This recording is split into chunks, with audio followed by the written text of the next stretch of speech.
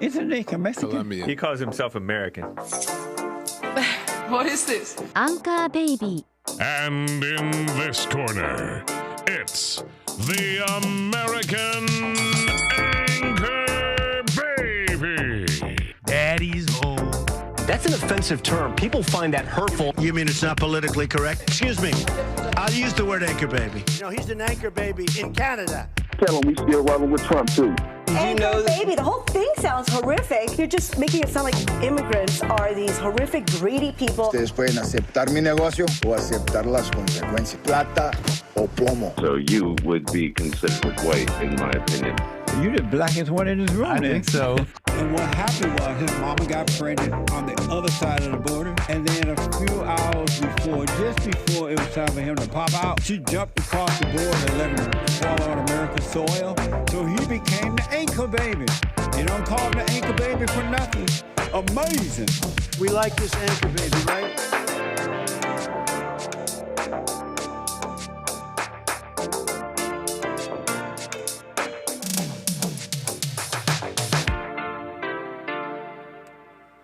Hello, I'm the American Anchor Baby, and this is my show.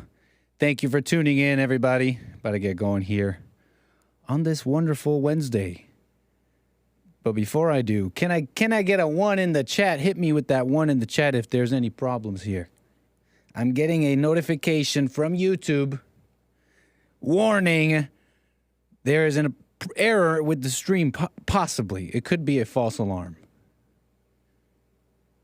It could be a false alarm. I'm going to give it another bit here. Then we'll get going. Because it could be a false alarm. Nick, put the Chateau Marmont in the intro. Let me know, folks. Let me know. YouTube, I think, is giving me a false alarm. Error. Here we go, bigots. What's up, everybody? Oh, buffering. Okay. Give me 1 sec. Let me see what's going on here.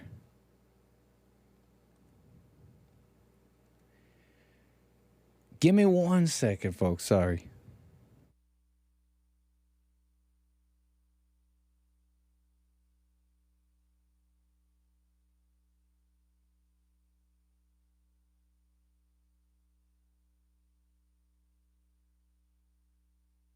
I actually should keep talking. Let me keep talking here, make sure things are okay. People are saying buffering. But I can't fix it until it's clear to me.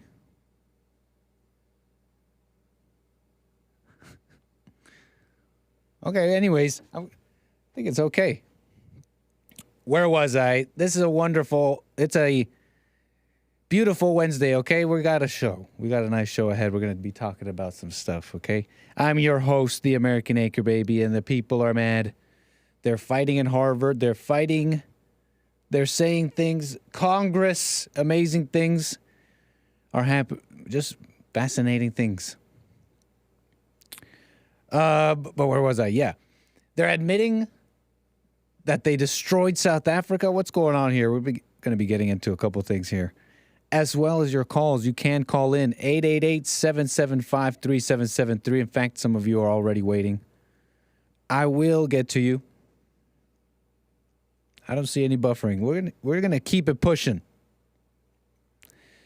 And so let me just say hi to everybody. Also on Rumble, rumble.com/American Anchor Baby, and dlive.tv/Gorgonzola.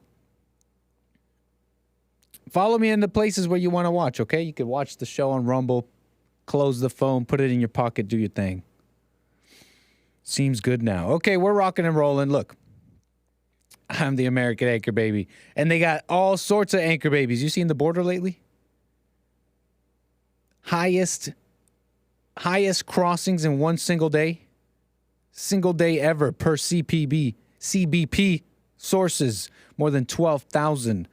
Migrant encounters at the southern border yesterday, according to 𝒏𝒊𝒄𝒌𝒔𝒕𝒓𝒆𝒂𝒏. The highest single-day total ever recorded. This includes 10,000-plus Border Patrol apprehensions of illegal immigrants, amongst the highest daily totals for Border Patrol ever recorded. Yeah. Stuff that we know, but it's it can get worse. Oh, it can get worse. There is no bottom. It's either turn it around or be destroyed. 𝒏𝒊𝒄𝒌𝒔𝒕𝒓𝒆𝒂𝒎 on the scene, who's been watching this all unfold over the past few years and just get worse. They go straight to the border and do some pretty amazing reporting. Middle of nowhere, 2.5 hours to the closest major city. Thousands are crossing here illegally every day, and the situation is completely unsustainable. We'll step out, give you a look at the scene here. This is a mass of hundreds upon hundreds of people who have crossed the border illegally and are camped out here at the border wall, waiting to be apprehended by Border Patrol. You'll quickly notice these are all single adult men. There is not a single woman or child in this group you're looking at, and these guys are coming in from all over the world. We got a nice show ahead. We're going to be talking about some Senegal, stuff. from Guinea, from Mauritania, from Egypt, others from the Middle East, others from Asia.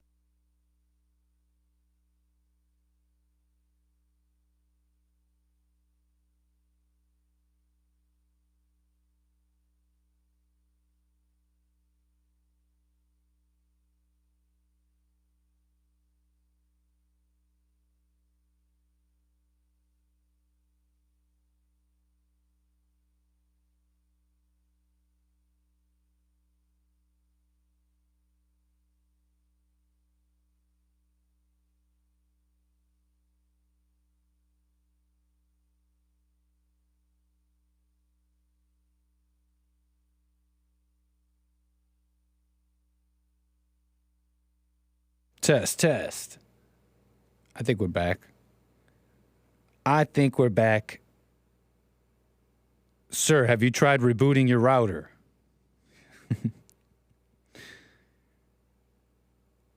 Have you tried turning it on and off? I think we're back, Bill.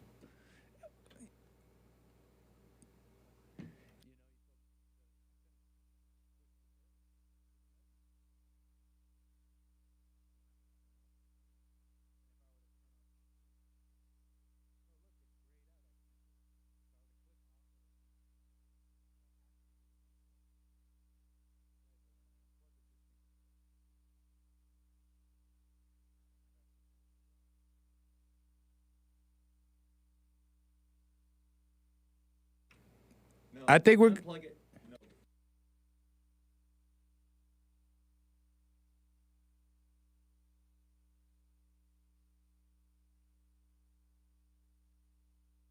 Nice. All right, I think we're good. Audio only. Thank you for the patience here, folks. I think we're back, rocking and rolling here. You just let me know. I'll be paying attention here, monitoring the system. But we're back, American Anchor Baby. I was showing you the border, what a mess. But I was showing you that because we already know it's a mess, okay? We already know the border's a mess. Let me switch this around. Boom, boom. I'm showing you the border because that's what's not being paid attention. That's such a good example of what's not being paid attention to, important things, while other things are happening, right?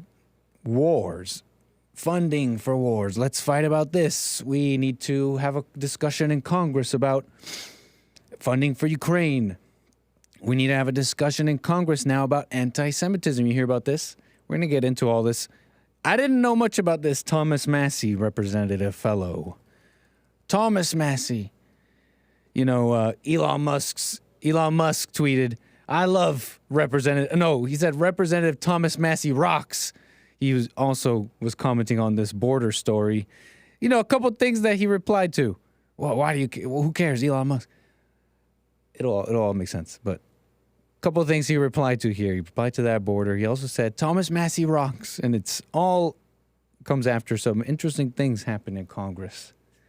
But before we get into all that, let me continue my show here. I was showing you the border, how Elon mentioned it. You know, I got to say this, though, just a little side note. You know how they used to say about abortion? Oh, it's supposed to be rare. What did they say about it? It was supposed to be safe and rare or whatever. Abortion. Safe and rare? Only should be safe, legal, and rare. Rare, all right, but for those rare cases, but we gotta do it. In reality, it was no. It's about women and letting women do whatever they want, and they should be able to have a baby, not have a baby, abort the baby, 9 months, doesn't matter. It's about actually woman is God. Sorry. Oh, safe, legal, and rare? No, red herring. Oh, wait. I'm sorry. What's that in the subtext? Women are God. Oh, dang. Didn't know that one. Okay.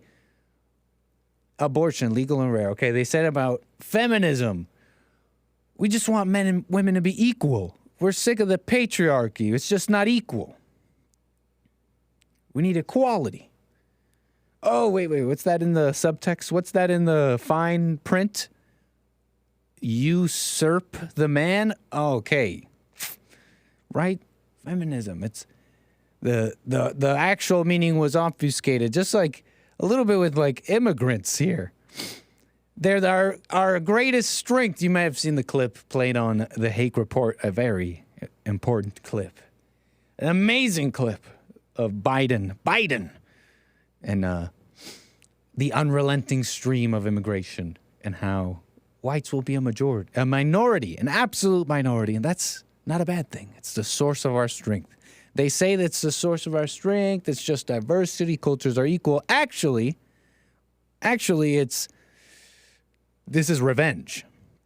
This is revenge. This is what you get for colonialism. This is actually just kidding. We meant revenge. That's what we meant. Did you guys think it was about love or like equality? No. We meant revenge. Sorry about that mix-up there. It's just reminding me of this little tweet I saw. Paris has lost its identity. Just some video about the streets of Paris looking horrible. And this guy on Twitter just should have left Africa alone then. Just had to throw that in there since we were talking about it. Anger, I guess, hiding itself. But okay, so the border's a mess. And they're talking about everything but the border. Everything but the border, right? And Congress and all that. But before we get to that, I guess I'll tell you about Harvard a little bit here. Harvard and the little bit of a saga to catch you up, I guess, a little bit here. The best that I know it, but basically, you know about Harvard. You know about the elite, these liberal these universities. Okay? And they churn out liberals. This is how I've seen them. I've seen them like this for the past, for at least since 2016, it's become clear about the liberal slant of universities. Seemingly fine with useless degrees, going along with the turning upside down the order of man and women. All too eager to actually, be against men in an overt way on the campuses and all that, calling them misogynists. You remember Title 10? What do they call it? Title 9? What title was it? Title 9, Title 10. One of these titles.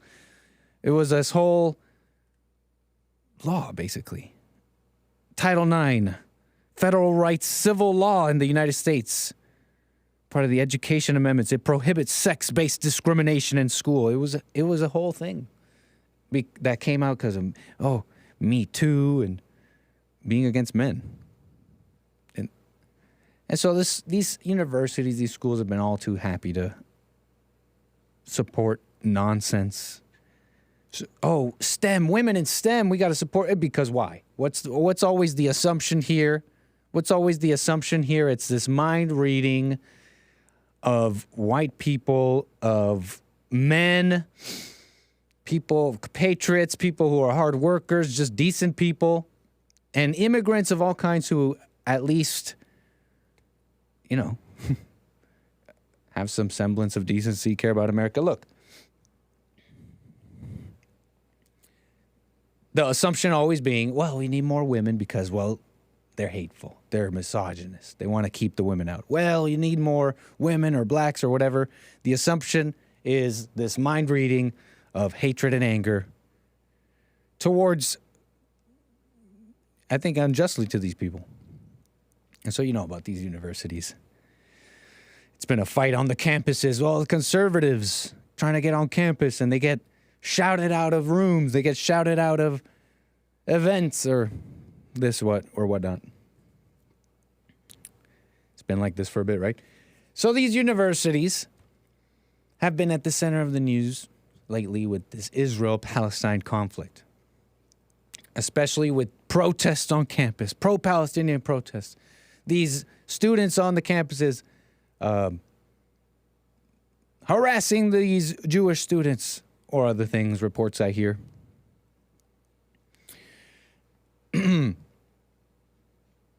With the whole censorship, hatred of whites, mass censorship, liberal values, justifying anger and division, racism, anti-Semitism, all the isms. That whole thing being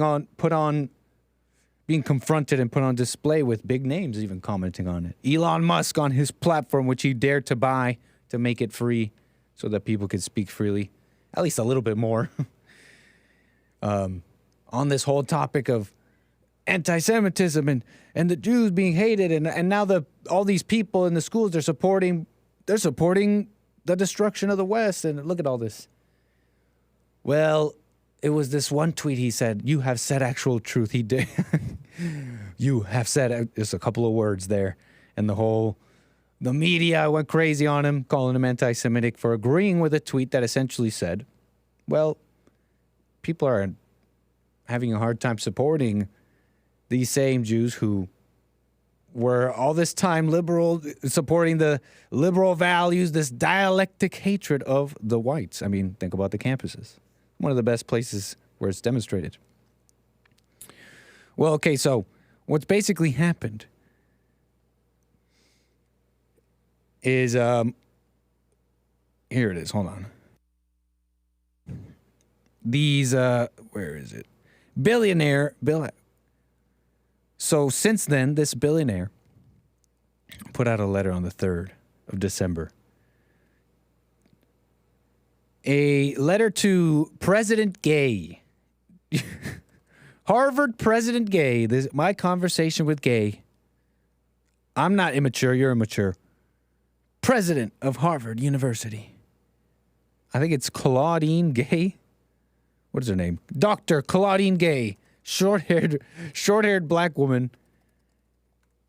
I mean, is she though? Gay, I mean. Obviously she's gay. That's her last name. That's her family name. But but short-haired, I'm trying to show you a picture. Come on, Yahoo. Show me a little picture of Claudine Gay for my viewers here. Claudine Gay. Running the show in Harvard. Anyways, big donors, right? These big donor like Bill Ackman, I don't really know much about him.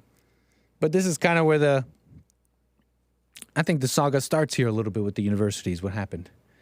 He sends out this letter condemning all this open genocidal language, Jewish hatred, calls for intifadas, calls for from the river to the sea. This is genocidal language. And he's condemning it. And what's amazing, and he makes an interesting, this was on Revolver. This is where I saw it, right? I saw it on Revolver News. It was at the top of Revolver News, and he makes such an interesting point here. Check it out. So he writes much later, if you read the whole thing if you want to, it's on x.com. Whiteness at Harvard is deemed fundamentally oppressive. Indigenous peoples are presented as in need of justice and reparations. Jews are presented as white people. It is therefore okay to hate Israel and Jews as they are deemed to be oppressors.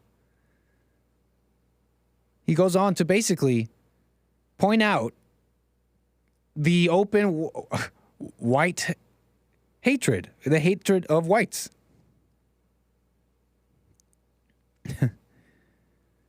He points that out, okay, and it is a little bit of a eye-opening moment for him, Bill Ackman here. And you know, I think a lot of people can agree. Seeing open hatred and all that, it might wake up some. I know I saw it when people openly hated Trump in a way that just didn't make sense. It's just something strange about this. People I know, friends and family, never cared about this man. Suddenly so angry. Had to be evil. Anyways. These people, they bring these people to the House. A House hearing. Let me pull it up. Before Congress. Harvard. Where is it? Harvard, Penn, and MIT presidents face grilling by Congress over anti-Semitism. They take them to Congress. Harvard President Claudine Gay is today... okay, hold on. The presidents of Harvard University, University of Pennsylvania, and Massachusetts Institute of Technology are facing questions from Congress. That was yesterday. About their responses to alleged incidents of anti-Semitism on their campuses in the wake of the Israel-Hamas war. Today, each of you will have a chance to answer to and atone for the many specific instances of vitriolic, hate-filled anti-Semitism on your respective campuses, okay? And they basically had a whole thing about it, okay? You know, Bill Ackman responds after saying they all got to resign in disgrace. Now why? Some of the comments here. I'll show you a video here in a second. But that's what's going on with the universities. Okay? In fact, this Claudine Gay, according to Daily Mail, is walking back her shocking comments on anti-Semitism, insisting her words have been confused, that the school will take action against anyone threatening Jewish students. Well, I mean, come on, that's got to be done, right? Threatening students? Threatening? That's pretty serious. Okay. So she's walking it back, apparently. But what is she walking back? Let's see if we can watch something here. One moment highlighted of this hearing. Asked about these comments and all that, okay? Does calling for the gender... They're asked this by Stefanik. What's her name? Stefanik. Elise Stefanik. That New York representative. Anyway, so she's asking her these this female representative, Elise Stefanik, is asking these university presidents about what's going on here. What the heck is going on here? Let's watch. At MIT, does calling for the genocide of Jews violate MIT's code of conduct or rules regarding bullying and harassment? Yes or no? If targeted at individuals, not making public statements. Yes or no? Calling for the genocide of Jews does not constitute bullying and harassment? I have not heard calling for the genocide for Jews on our campus. But you've heard chants for intifada. I've heard chants, which can be anti-Semitic depending on the context, when calling for the elimination of the Jewish people. Now, intifada, meaning, intifada, what does Wikipedia say? It is a rebellion or an uprising, a resistance movement. It's an Arabic word. Intifada, Arabic to English. Thank you, Google. Resistance. Anyways. So those would not be according to the MIT's code of conduct or rules? That would be investigated as harassment if pervasive and severe. Ms. McGill, at Penn, does calling for the genocide of Jews violate Penn's rules or code of conduct? Yes or no? If the speech turns into conduct, it can be harassment. Why is she smiling? Why is she smiling like that? specifically calling for the genocide of Jews, does that constitute bullying or harassment? If it is directed and severe or pervasive, it is harassment. So the answer is yes. It is a context-dependent decision, Congresswoman. It's a context-dependent decision. Oh. That's your testimony today, calling She's getting a little fired up here. for the genocide of Jews is depending upon the context. That is not bullying or harassment. This is the easiest question to answer yes, Ms. McGill. So is your testimony that you will not answer yes? If it if the Yes speech or no? becomes if the speech becomes conduct, Do you love white people? it can be harassment. I love all Yes. people. Conduct meaning committing the Do you love white people? I love all people. act of genocide? The speech is not harassment. This is unacceptable, Ms. McGill. As a I'm gonna give mother, she's about to say. you one more opportunity for the world to see your answer. Does calling for the genocide of Jews violate Penn's code of conduct when it comes to bullying and harassment? Back up off the mic a little bit, Mrs. Stefanik. Okay, so she asked this basically to all of them. You see how many women there are here? That's a woman, by the way, Dr. Claudine Gay. These are ladies. It's all ladies running the show. Now, if this is such a patriarchy,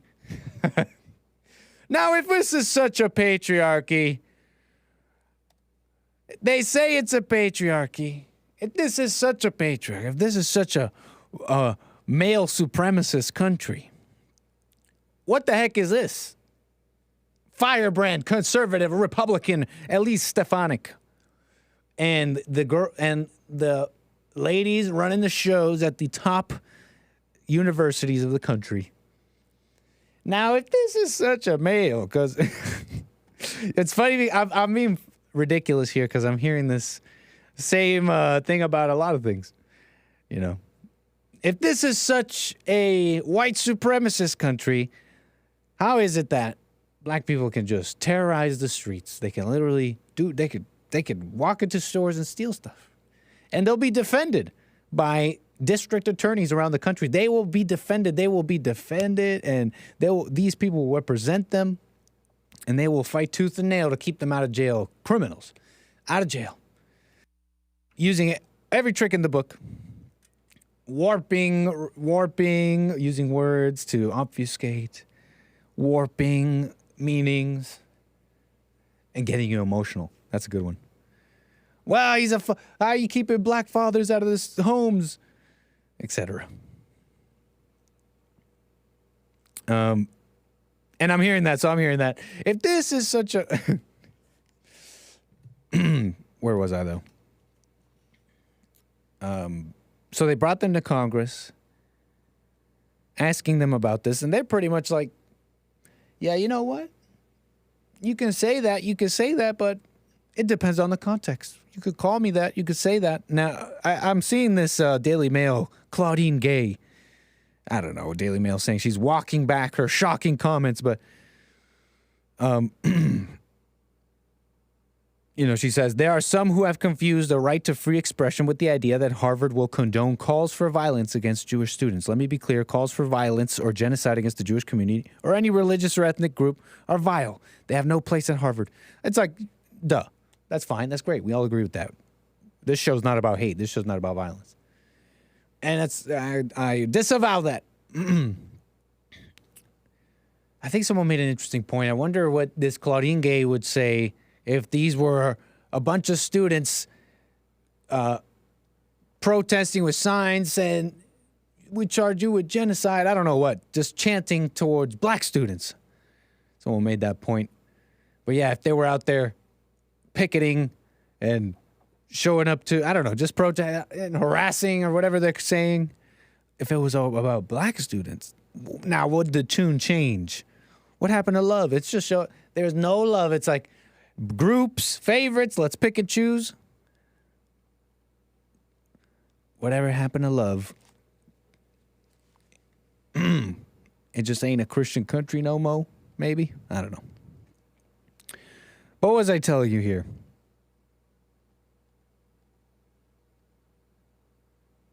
I wanted to show you something else.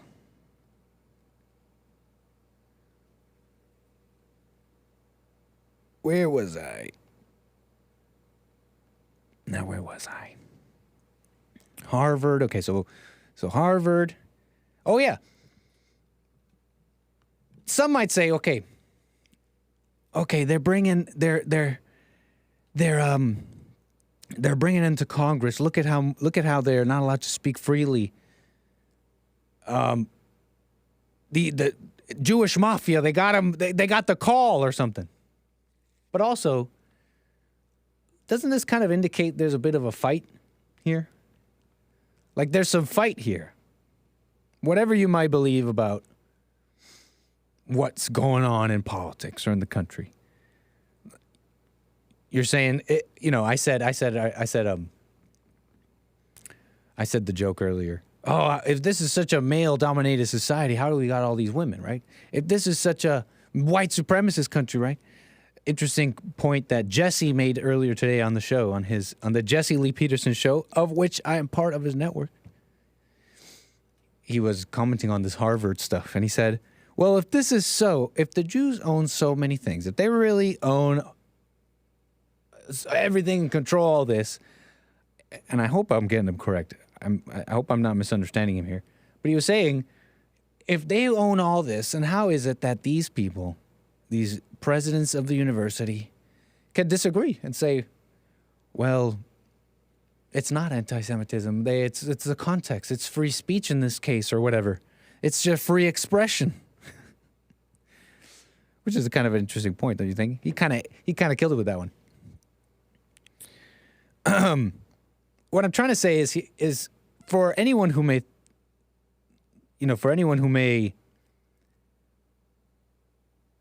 be thinking that in a way where you can't even, where you're just blaming, you can't even think straight. You're not talking about real stuff. Doesn't this indicate a bit of a fight? Doesn't this indicate that it's not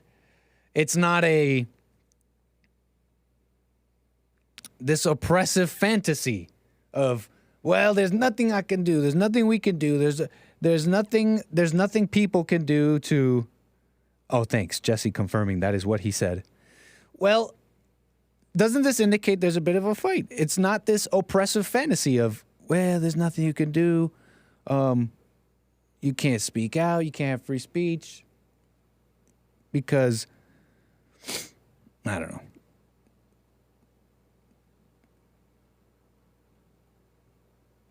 Doesn't this indicate that a little bit? You see what I'm saying here? 888-775-3773 if you disagree. Doesn't this indicate a little wiggle room? If only there was someone or people or a populace brave enough to not blame and just stick with the truth, stick with what's right no matter what people call you, no matter what people say, no matter what they threaten to take away from you. Because people are evil and they're going to wield stuff over you if you let them. People are evil, and if you let them, they'll wield influence, they'll wield money over you, just like they're doing in Harvard. Oh, we're going to stop donating now because we don't like that kind of free speech. And I'm not here saying I'm with these hateful idiots, like they're young, they're students, but, hateful out there protesting for something they don't even understand. Whichever one. Also, any side, I don't care. You know what I mean here? Like it indicates a little, anyways.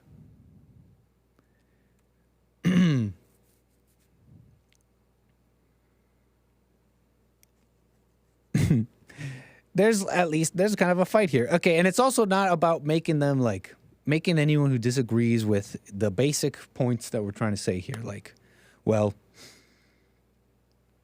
Christianity should be a kind of moral standard. No more, we got to close up the border. It's got to be about this country first. The things we're saying here, right? And let's say someone flips and they're like, you know what, this guy's right.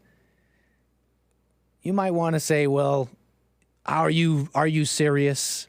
Do you really stand for what I'm saying here? Or are you just saying that because, I don't know, it's expedient for you at the moment? Bill Ackman, do you really see that it was wrong to push diverse, just have this open hatred for white people? Are you really about it, or are you just saying that because, I don't know, it's about something else other than the truth? Huh?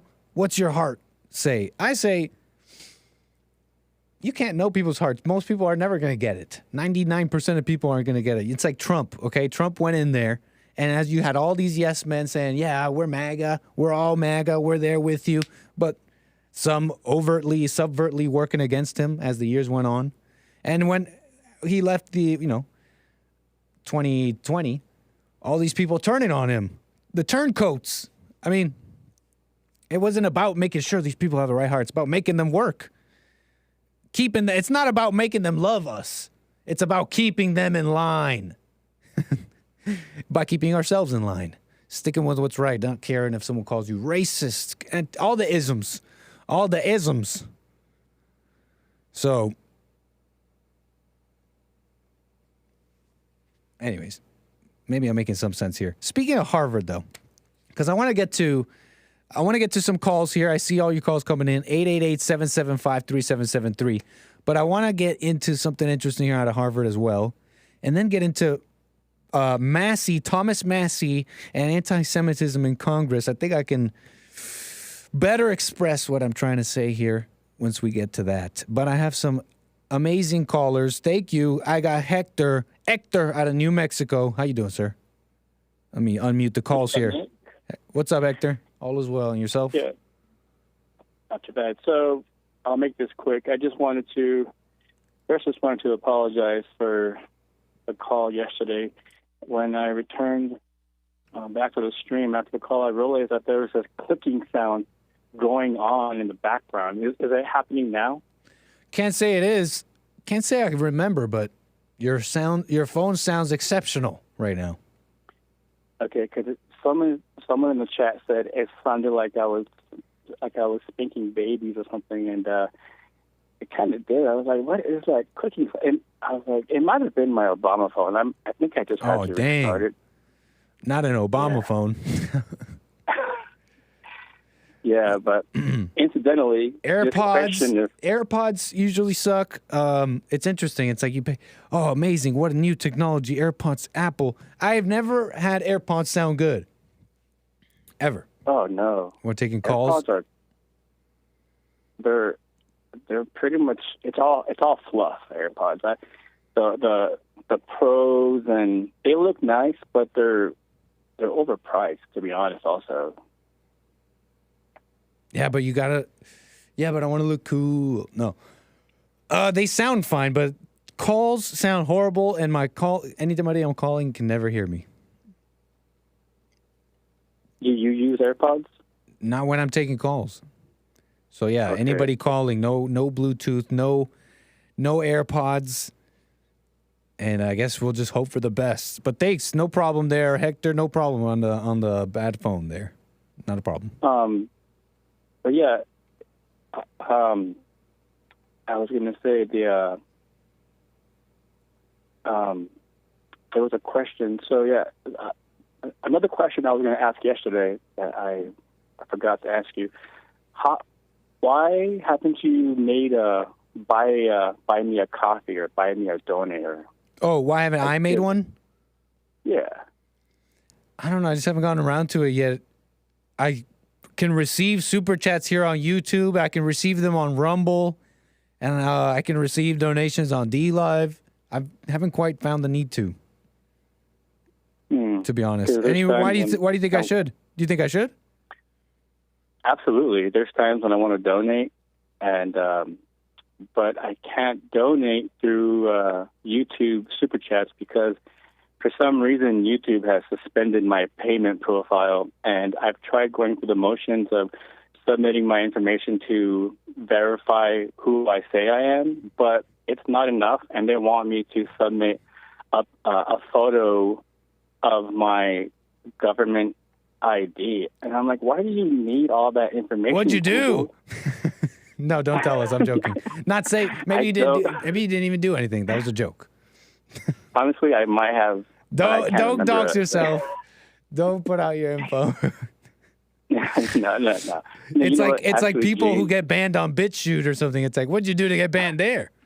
It's like, what'd you do to get your payment process? It's like they don't even want your money. Yeah, that's like James. Hector's super based. No problem, man. I'll look into it. Appreciate the suggestion there. No problem. Absolutely, man. Have a good day. Right on, Hector. Call me again. All right, bye. Nice. Keep it pushing. Buy Nick a sandwich. Hey, you could do that? That's right, because Joel has Buy Me a Donut, right? But do you type in Buy Me a Donut? Do you type buymeadonut.com or something? /Joel Friday TV? I just tried it. I just maybe that's nothing. I'm sure Joel will tell me the real one. Oh, no, that's not it, is it? What's the real one, Joel? So they don't go to the wrong one I just typed in.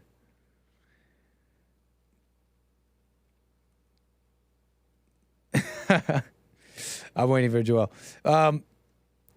But maybe I might have to get me one of them. Should I need it? Sounds like people are trying to donate. That's buymeacoffee.com /Joel Friday TV. But you can customize it. And so maybe you can buy me a sandwich. We're going to get back into this bill, Harvard, the Congress, and Trump 2024. Interesting insights here I think you might enjoy. But first, I have a caller out of Cali. That's Latin A. Thank you for your call. How you doing? Hello, Nick. When you were saying, you were kind of being facetious about it being, male-dominated society. I was like, well, I want a male-dominated society because if we don't have a male-dominated society, how will things get built and fixed? A male-dominated society? Women can't do everything that men can do.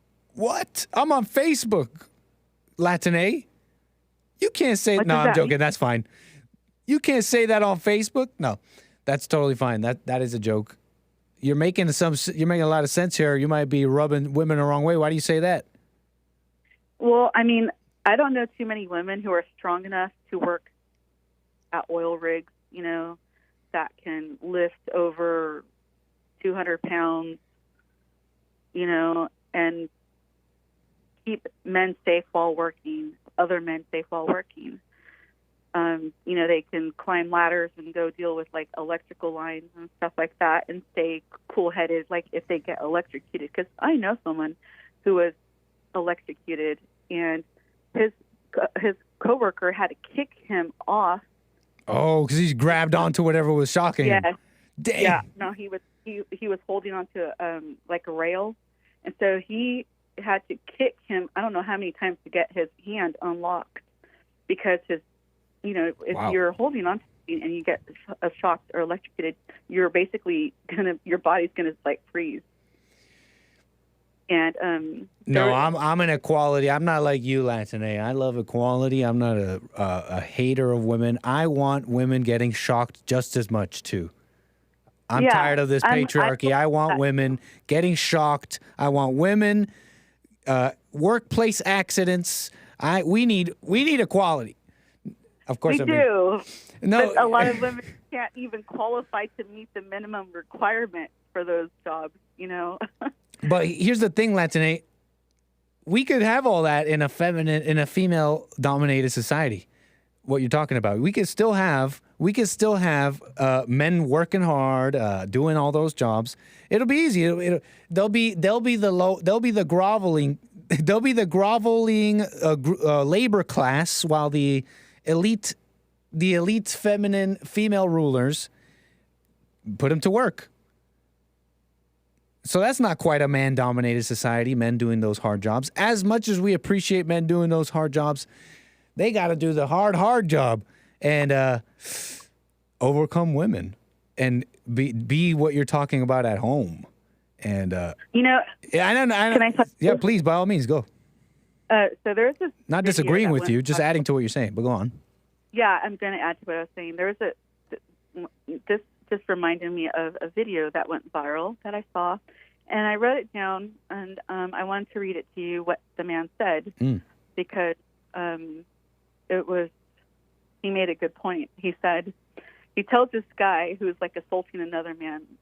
He's like, "Hey, you're assaulting. That's assault, there, buddy. If we did that to someone, I know you would be crying about it right now because you're called a hypocrite. You don't know how to be a man. You don't have any children, do you? You aren't even able to take care of yourself, much less a child. You have no responsibility, no sense of virtue, no sense of masculinity. You've been emasculated. You don't know how to protect women. You don't know how to protect children." And this was who wrote this? Oh, I wrote it down. It's from I just was copying like his words so that I could read it to you, what he said. Mm-hmm. It's a video that went viral. It's a short, so I don't know how to send it to you. Yeah, email it over radio@jesseeleepeterson.com. Okay. All right. And that's Is what that I what- was thinking, is that we need men to protect us. Right on, Latine. Right on, Latine. I don't disagree. And that's what we're trying to do here. But since I have you on the line here, any comments on any comments or thoughts on what all that may mean? What is a man, and how do you bring one back? And and do you have any thoughts about that whole thing and your place in it? Sorry, I'm getting in my emotions. I'm trying to not. And why is that? Because I'm a woman and I appreciate men, and it's just so sad to me to see men being demonized. Please go. Speak freely. You're saying it's got you emotional, and yeah, about men being demonized. I have children, and I have boys, and I don't want them to be demonized. And men should be respected, and that's all I really wanted to say. Right on, Latine. That's why we gotta have that a little bit, at least a little bit within ourselves, a little bit, because it's like the world's gonna be that way.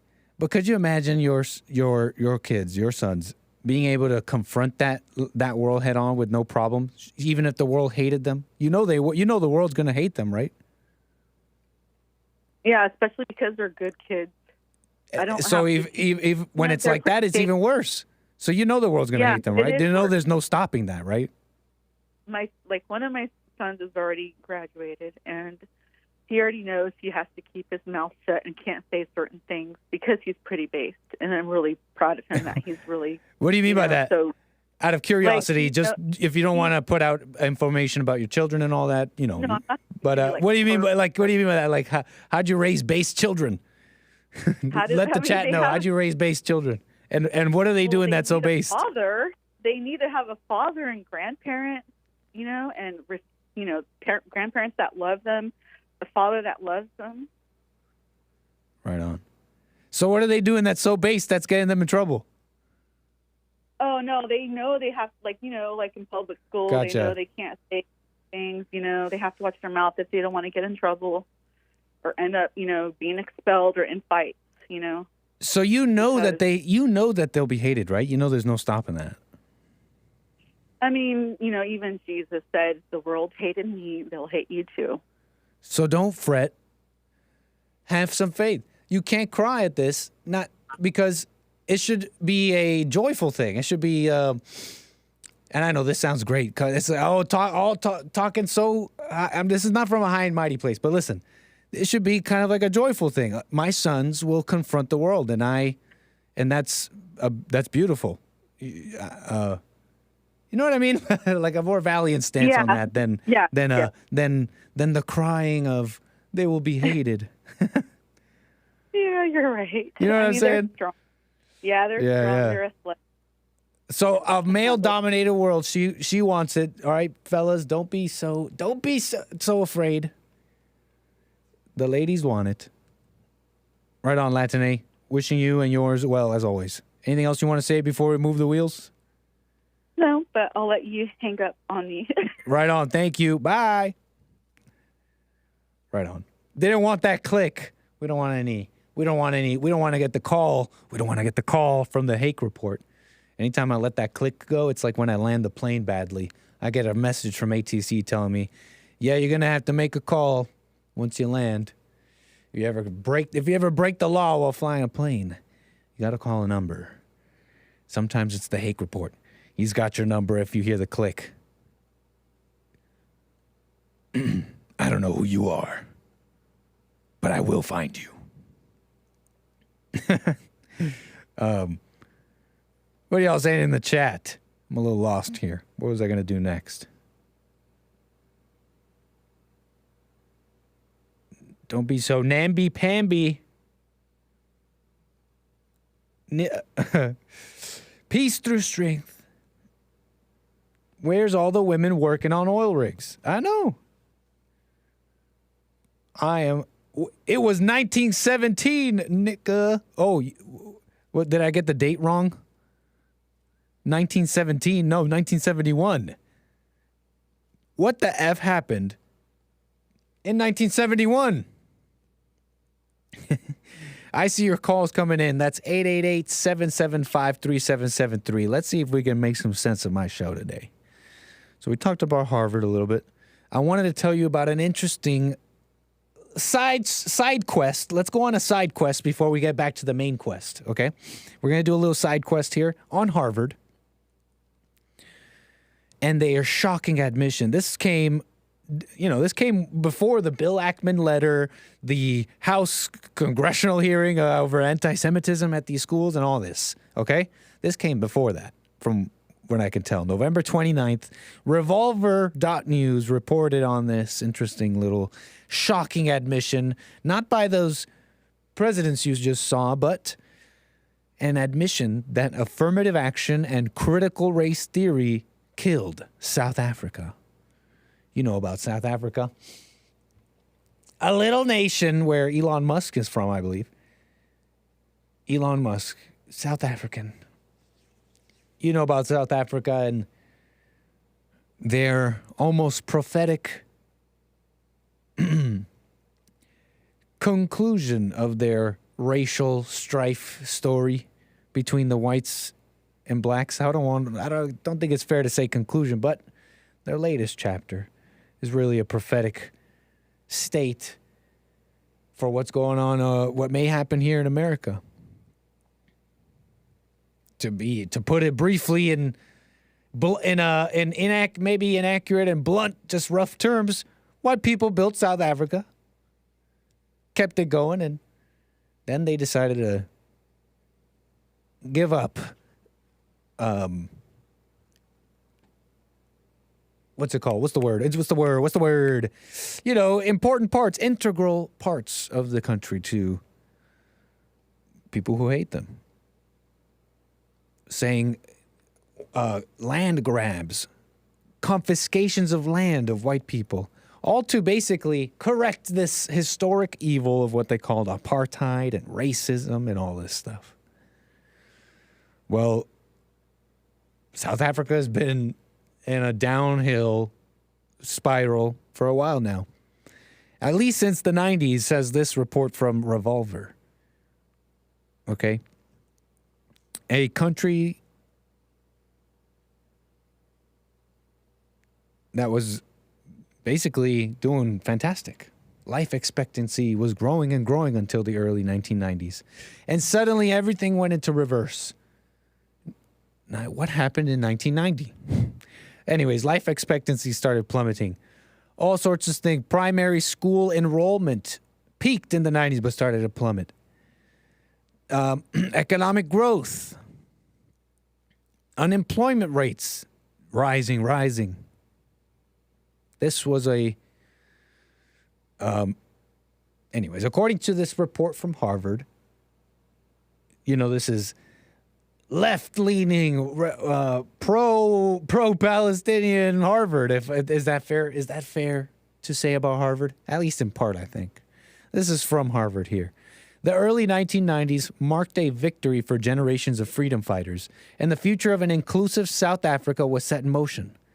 There was no telling what could be accomplished with the full force of South Africa's human capabilities, creativity, and resilience in combination with its industrialized economy and established comparative advantages in global trade. The Rainbow Nation seemed poised to leverage its substantial economic assets at full strength. That's amazing. They called it the Rainbow Nation, huh? The Rainbow Nation. Something I didn't quite understand about South Africa. Rainbow Nation, this is a term used to describe post-apartheid South Africa. This was supposed to be the nation to prove to the world that you can have this diverse multi-whatever nation that'll use it'll be a leader in economy, it'll be a leader in industry and advancements, and most of all, civil rights. Yep. It'll be an advancement on all things, and most of all, it'll be the nation to end all bigotry, the war to end all wars. I'm thinking about, these are some, I'm not even being that facetious. These are some of the sentiments that were said of the Rainbow Nation, especially early on. But anything that is built on revenge and hate has to be destined to fail.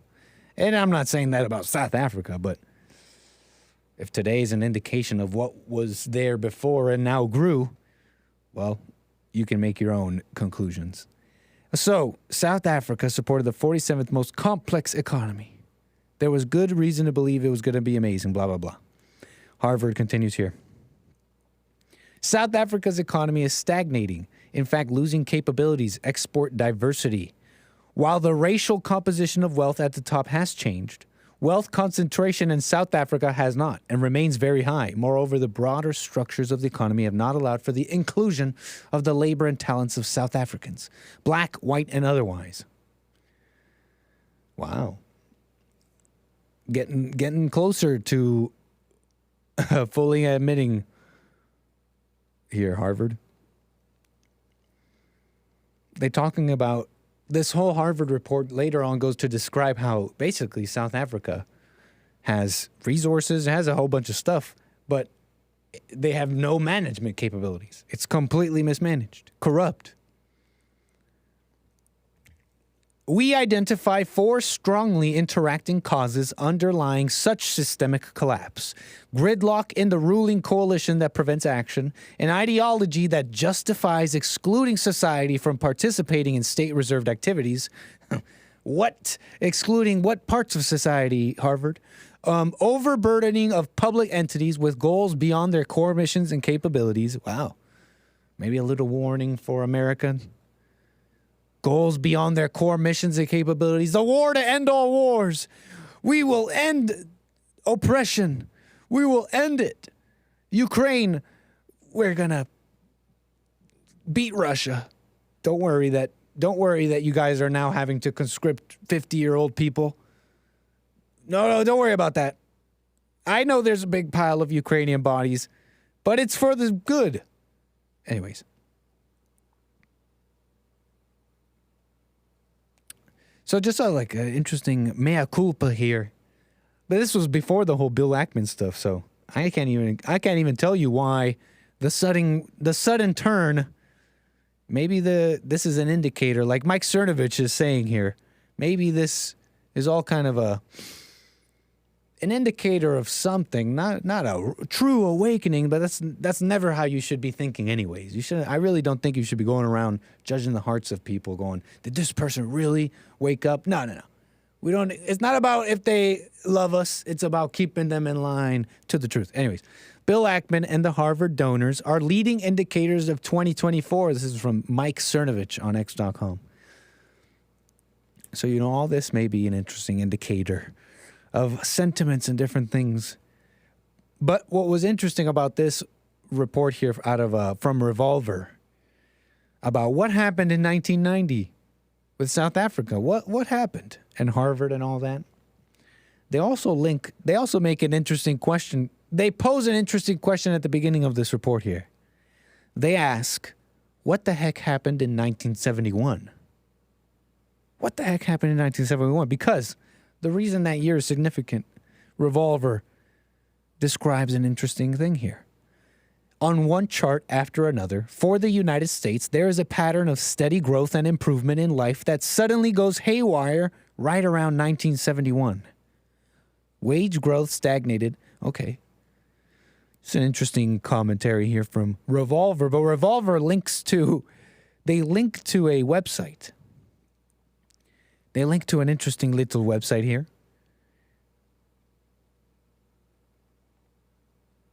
And they link to this is the URL, WTF happened in 1971.com. WTF happened in 1971.com. An interesting,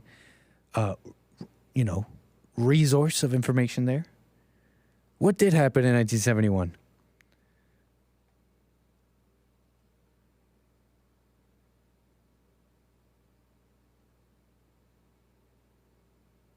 I'm sorry, I'm getting lost with my chat here. Maybe my chat knows what happened in 1971 before I show you the website here.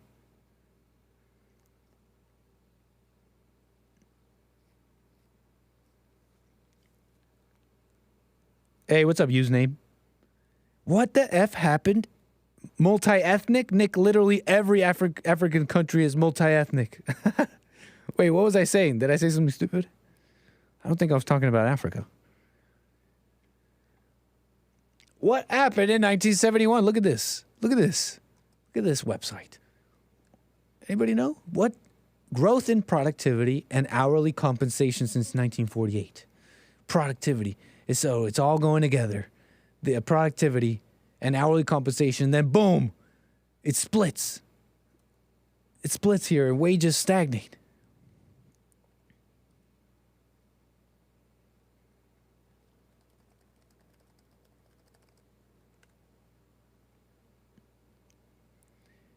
You see this? You seeing this? Real GDP, real wages, and trade policies in the U.S., 1947 to 2014. Income gains widely shared in early post-war decades. No, you know what? I need a little help here. I'm going to need a little help here. I need conspiracy music. Income gains widely shared in early post-war decades. What happened in 1971? Fred. Shares of gross domestic income, compensation of employees, wages, salary accruals. Look at this big red line going downwards. That's not good. That's really not good. Income concentration at the top has risen sharply since the 1970s.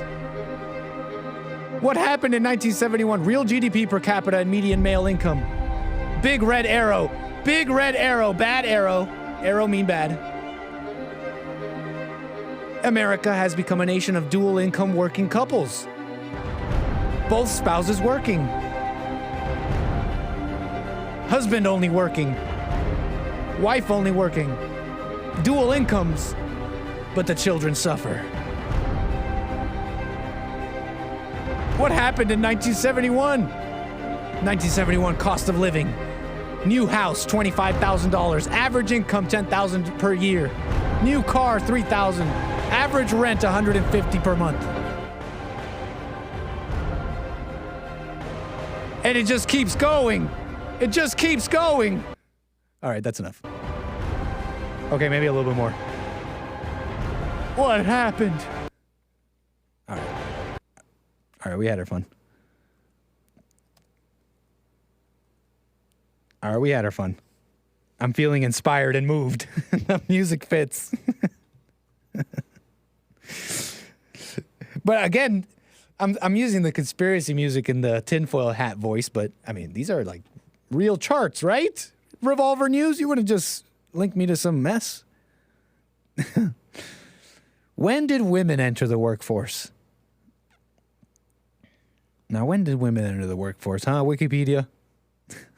We're trying to figure out the truths of the universe in our country here. Wikipedia? They use this music on all flat earth documentaries. I was looking for music like that. The Federal Reserve, Nick. Okay.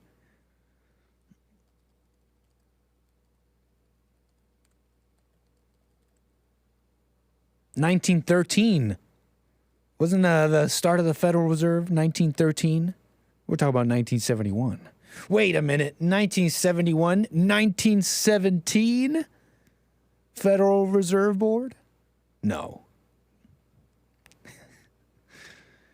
That's when Woodrow Wilson established the DOJ. Huh. System so glitchy he thought the video ended. Yeah, I tried to play that one off. Everything is fake. But you can't get one past you, man.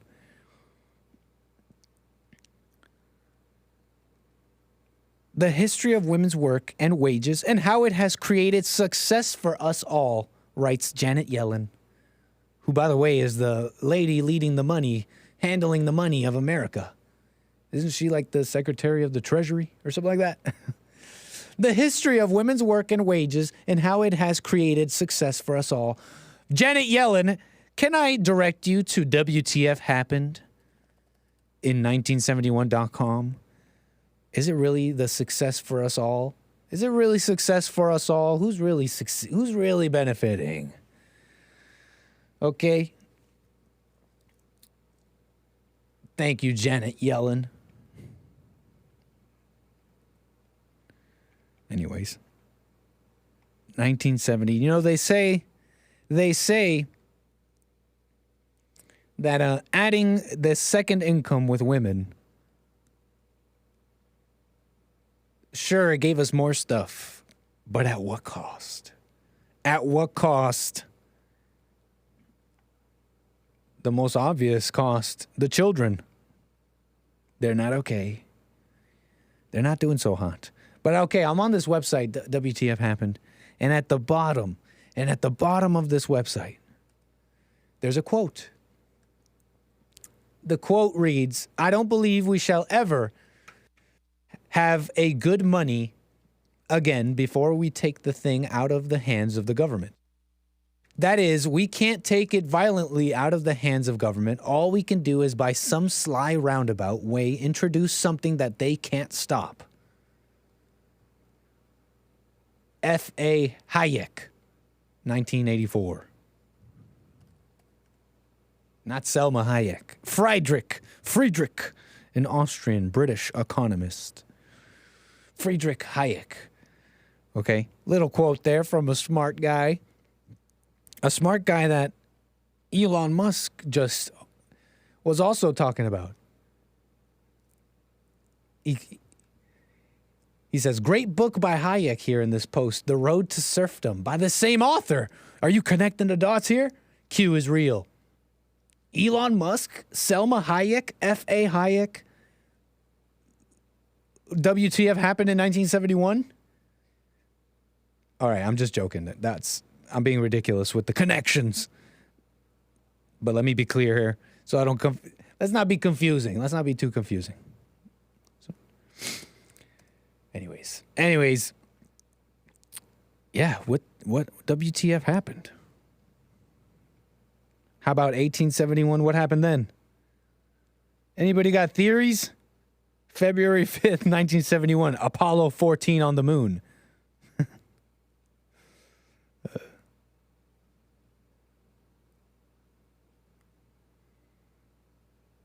The Working Women's Association was formed in New York City on September 17th, 1868. August 5th, 1971, the United States Congress released a report recommending devaluation of the dollar in an effort to protect the dollar against foreign price gougers. Thank you, GMD Jim. Bill the Butcher.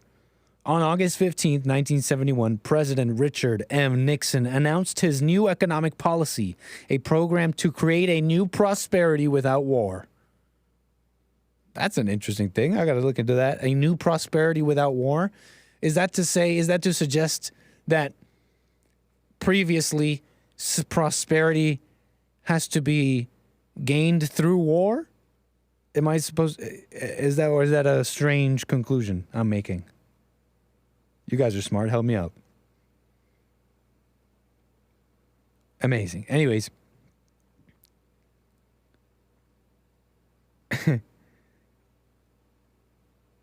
1971. One. Anyways, folks.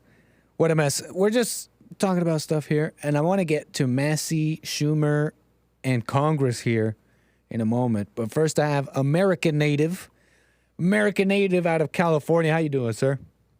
Hey, what's up, Nick? How you doing? All is well, man. Nice to hear from you. All right. I wanted to ask you if you got I sent you a message about a friend of mine I ran into last night while eating dinner.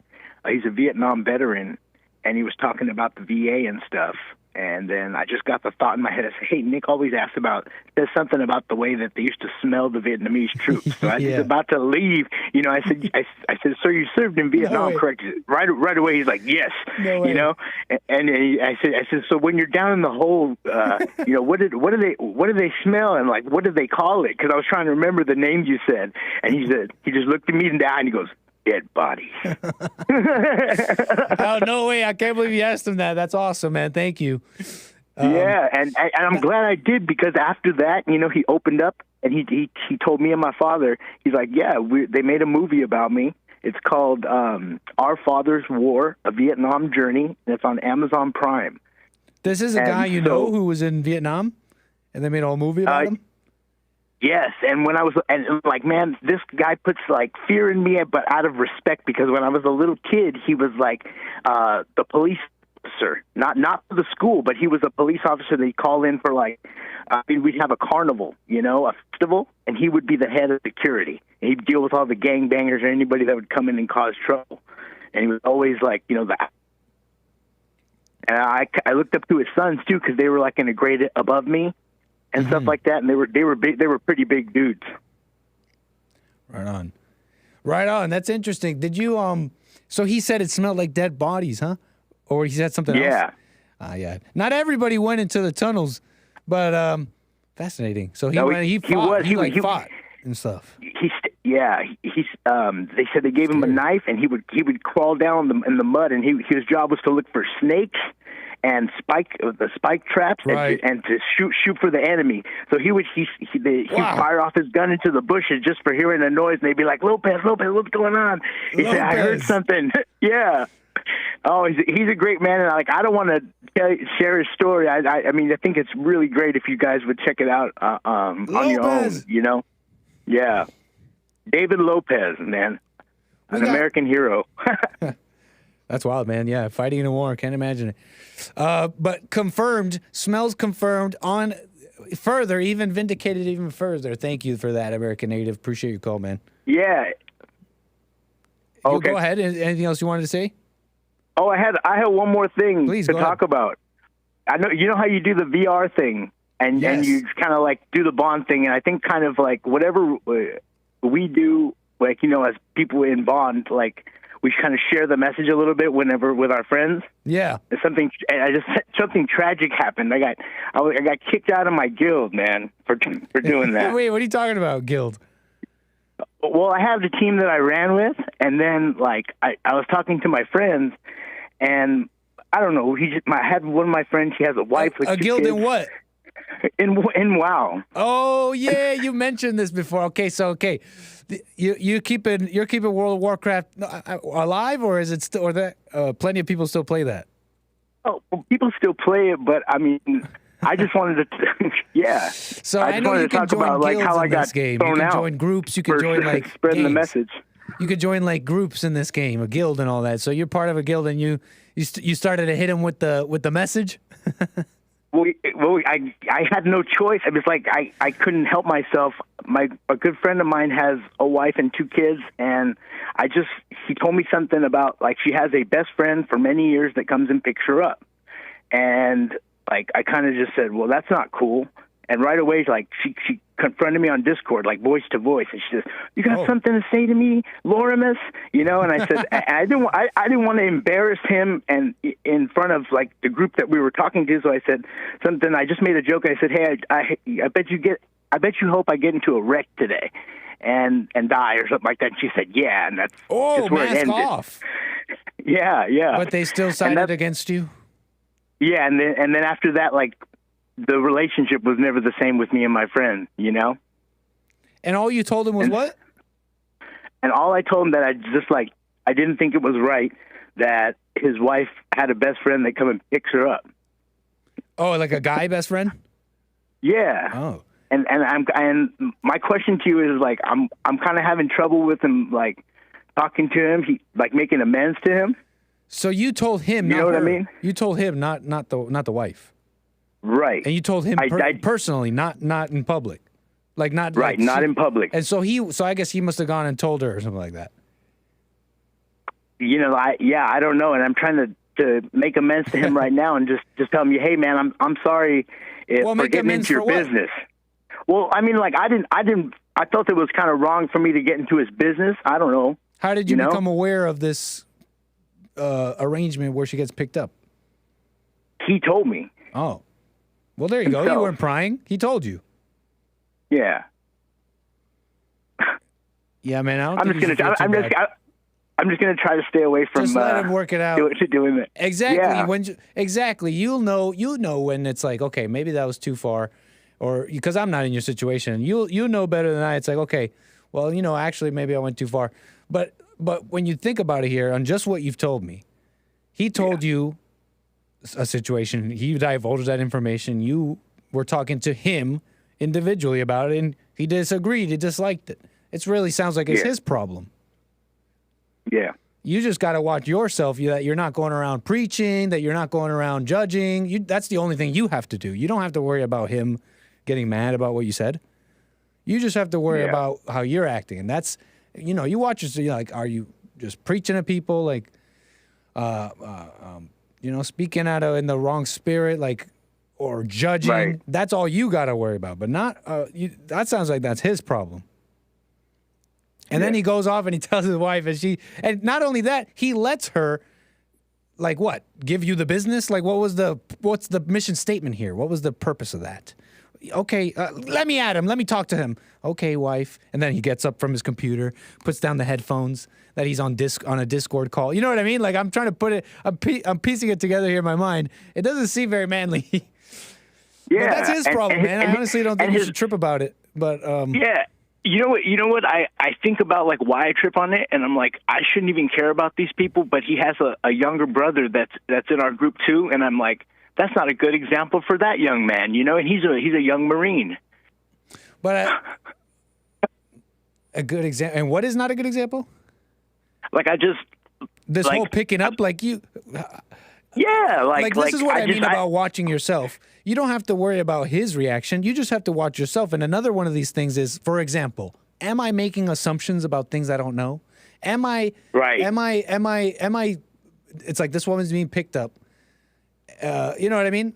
I don't know the relationship with. I don't know your relationship with this guy. You say he's your friend and all that. So yeah, sometimes guys, you see things. You know what I mean? It's like, hey man, I'm just telling you. This is just something I noticed. Yeah. So you feel me? You know better than I. You just got to watch those things. For sure. All right, Nick. Thank you very much. Yeah, no problem. And call me again, man. For sure. Take care. Right on. American Native. American Native. I thought he was like a guild member in his game, World of Warcraft. And it's like, but even then, you should be allowed to speak freely.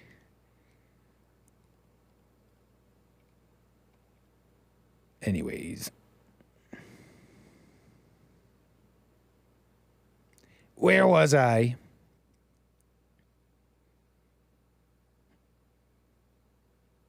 Where was I? December 30th, 1971. The first McDonald's in Australia. Wait, hold on. Do I have my conspiracy music? The first McDonald's in Australia opens. Dang. Starting to pull some threads here, Hake, that I don't know if you really want to be doing. You're starting to pull at threads. I don't know if you really want to know what's on the other side here, Hake.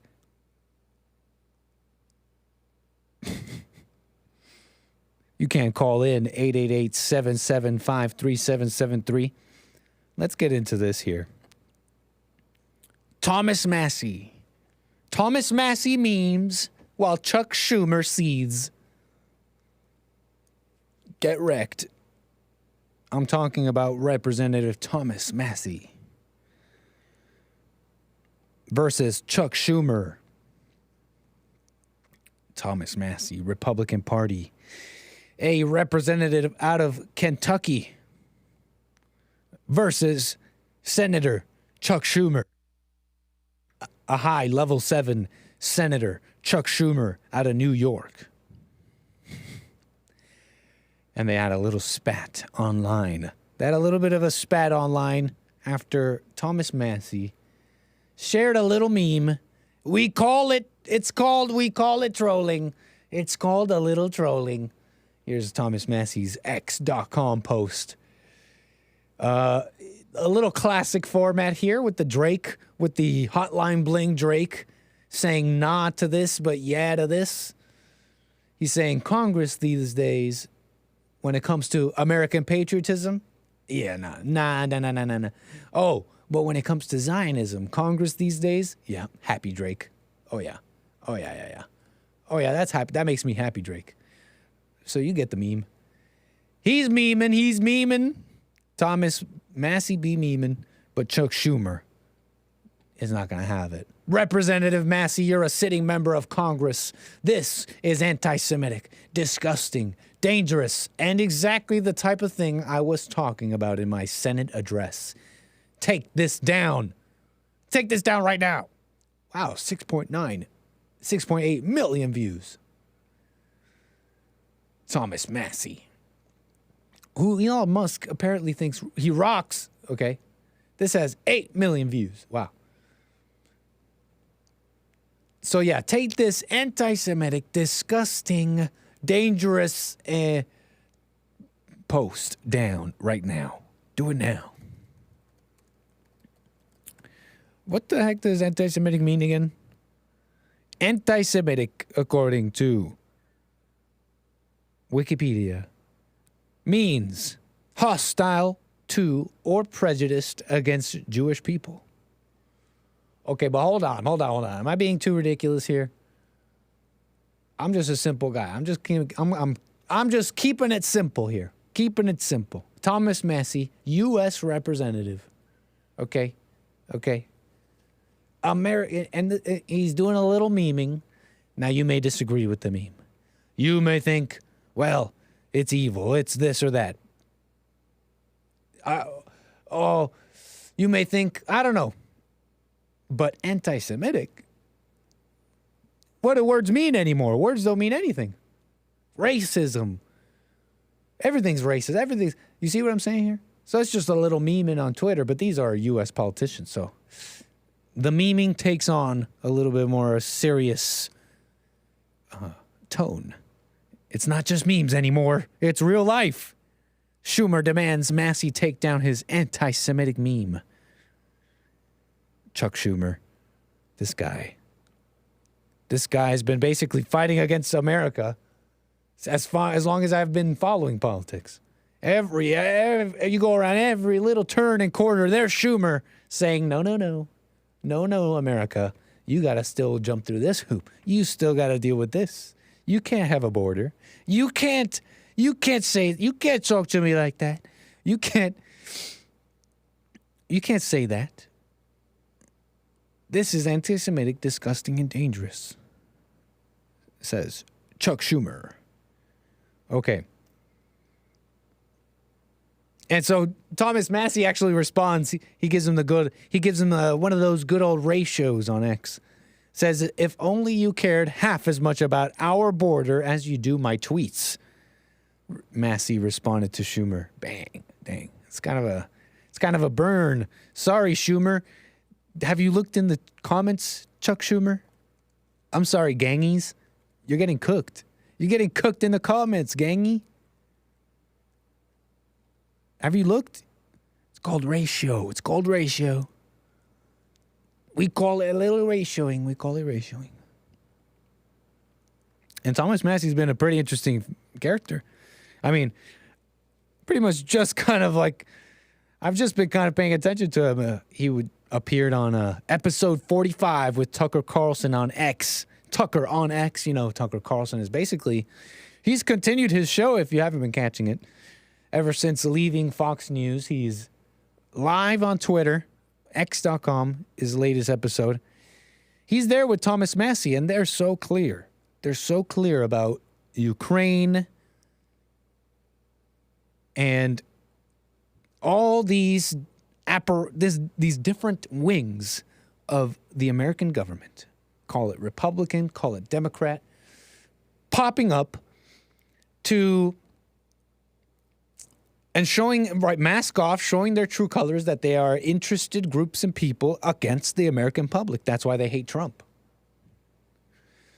Interesting episode there, episode 45. And this all with Thomas Massey and all this, it comes after this House passing of a resolution in Congress. House passes resolution condemning anti-Semitism in Congress. The House passed a Republican-led resolution on Tuesday condemning anti-Semitism in the United States and globally. A number of Democrats, however, expressed concern that the language of the GOP resolution is overly broad. 92 Democrats voted present. Okay, vote was 311 to 14. Only 14 people said, yeah, we don't care about this. The vote comes as aid to Israel remains stalled in Congress amid Israel's war against Hamas. I mean, this is all interesting. Here's Thomas Massey's post on X saying how he'll vote against this resolution. And he says it's for a reason, too. Just like his meme. Just like the meme he posted where he puts Zionism and American patriotism at odds in his meme. He says that in this post as well. He says, this week I'll vote against this resolution. Anti-Zionism isn't anti-Semitism, he says. This resolution states that all anti-Semitism is anti-Zionism. That is either intellectually disingenuous or just factually wrong. And look, if you're confused, the thing is that the isms get used like little weapons to silence and push through whatever agenda you're trying to push through. Anti-Semitism is another one of these words, okay? And they've added all sorts of things to it, just like racism. Well, no, that's racist. And if saying that, okay, if posting a meme that's basically saying, hey, I think Congress should care more about America than another country, if that is anti-Semitic, then not only do words have no meaning, but that word, the A word, should have even less meaning to us. It should definitely not induce fear. It should be an indicator that there are evil people afoot, willing to, not always, but that our people are willing to use fear words to try and manipulate you. Okay? That should be clear. So that's why Thomas Massey rocks. That's pretty cool. But what else? What else about this? Listen, doesn't this kind of add to what I was saying earlier about there being a fight? There seems to be a fight. Okay, follow me here. They say they own everything. They control everything. Okay. Maybe they have a powerful influence. But check this out. Here's Thomas Massey. Here's one guy saying, from what I can tell, from what I can gather, saying how it is. I guess all I'm trying to say is that there are people who look, there are evil people, and they are willing to wield money, influence, their things that they own, whatever, for their own gain, like all groups, all people. And so many are so willing to allow it. Okay, you see what I'm saying here? Doesn't this indicate there's a bit of a fight here, though? There's clearly a fight. It's not just I don't have the words for it, folks. My bad. Look, I'm just saying there's a fighting chance. Give me a chance. Which speaks to something deeper. And it speaks to maybe our own lack of understanding, thinking we know the future a little bit when we don't. If I'm making any kind of point here, I'm sorry, maybe a little unclear. But it's an interesting thing going on in Congress, don't you think? Massey versus Schumer. Anti-Semitism in Congress. And they're talking about what? They're talking about so many things here. Everything but the border, like we opened up the show with. And they're talking about $61 billion more for Ukraine. You've heard it all. You've heard it all by now. Ukraine this and all that. But it bears repeating this very interesting point here. That you can't just, money doesn't fight a war. Duh, right? You know this. Money buys bombs and all that, but the bombs have to be deployed by people. And eventually, after the bombs fall, the ground has to be overtaken and by people, boots on the ground. People have to go into the trenches. People have to go in and retake the ground and fight other people. It eventually comes to a head with people fighting people. People with guns fighting people with guns. And that is a limited resource, okay?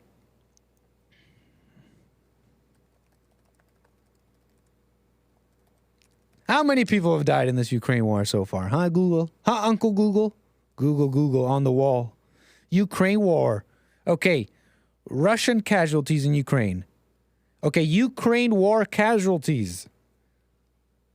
According to New York Times, near 500,000. Troop deaths. Okay, hold on. That might not be the number. Troop deaths and injuries. Okay.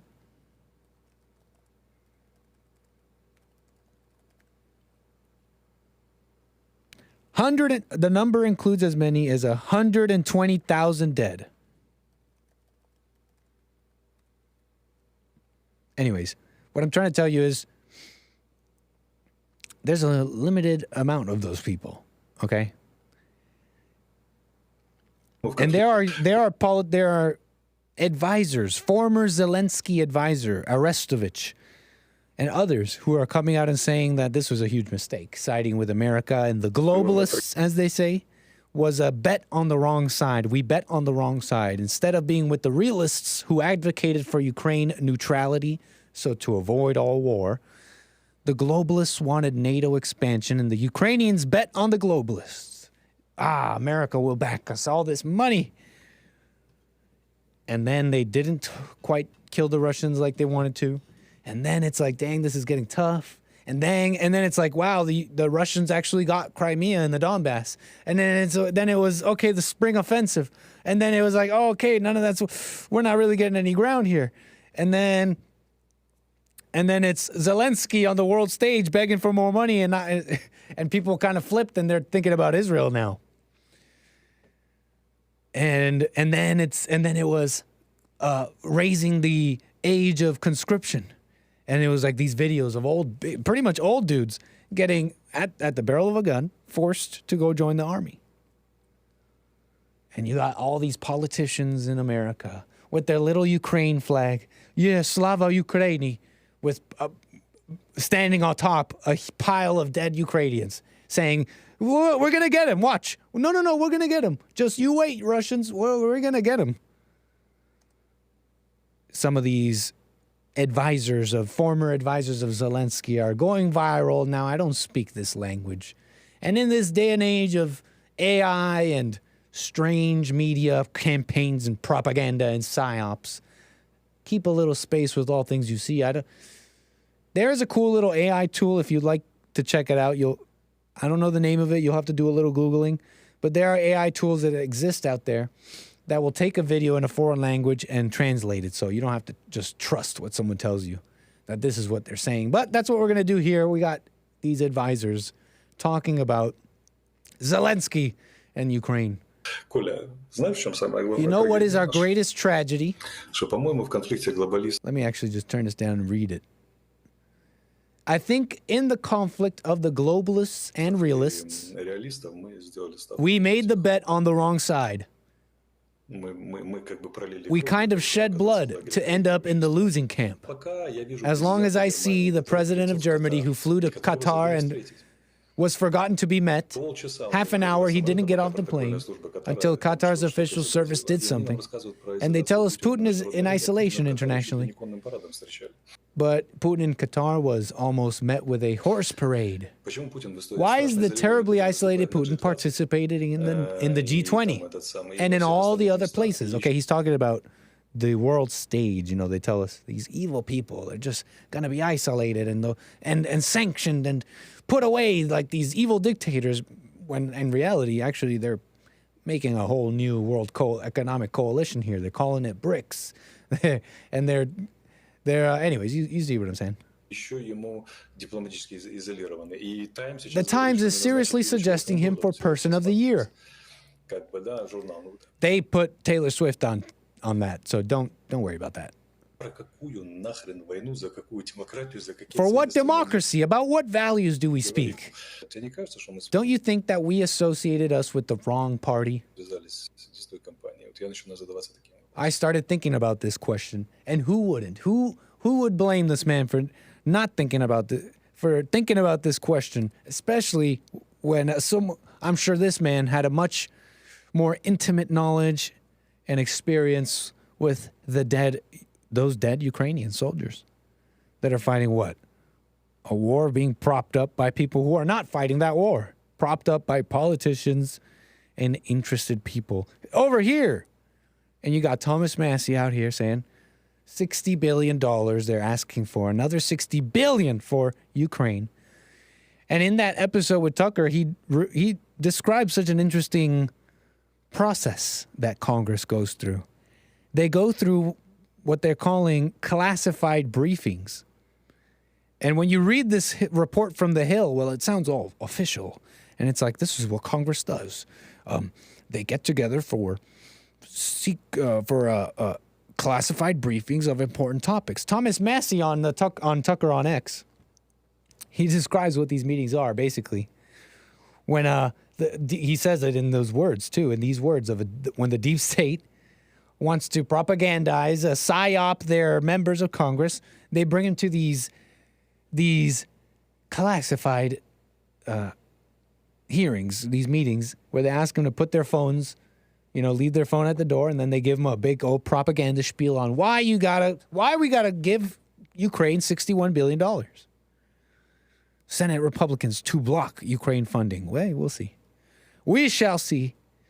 Didn't they say they were gonna earmark or, put it in the fine print that they're going to fix the border with the whole Ukraine stuff and the new Speaker of the House, and he's going to do a deal, and we're going to give them the money, but we're going to fix the border. We'll see, right? We'll see. We shall see.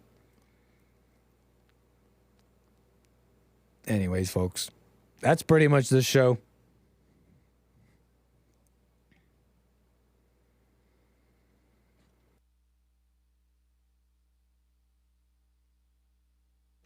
Let me make sure I didn't miss any super chats here or anything. Make sure everybody's here. Wow, thank you, 𝒏𝒊𝒄𝒌𝒔𝒕𝒓𝒆𝒂𝒎. Is that how you say your name? 𝒏𝒊𝒄𝒌𝒔𝒕𝒓𝒆𝒂𝒎 says, hey, Nick, appreciate your super chat there. You rock. Thanks for the support, y'all. For the lemons, for the ice creams. �𝒐𝒄𝒊𝒂𝒍𝒔, my top fan, my supporters on Rumble. Thank you. That's rumble.com/American Anchor Baby. I see you, DJ 2020, and everybody else. Oh, Ohio Sentinel says no fault divorce and going off the gold standard. 1971. WTF happened in 1971.com and play some conspiracy music while you scroll down. Then you'll really be enlightened. Hey, see, right on. The lovely Sion with a super chat says, shout out to It's the Real Mr. Mad. He loves Bond people. Yes. Always very supportive, Mr. Mad is. And so are you, Sion. So thank you for that. I am thankful. All right, y'all. I'll be back tomorrow. We got a Thursday show for American Anchor Baby. Bible Thumper Thursday on the JLP show. And you don't want to miss the Hake Report. 9 a.m. Monday through Friday. That's it from me. I think. Yeah, I think that's it from me. Okay. I'll see y'all tomorrow. Bye. And Lil Nick says bye too.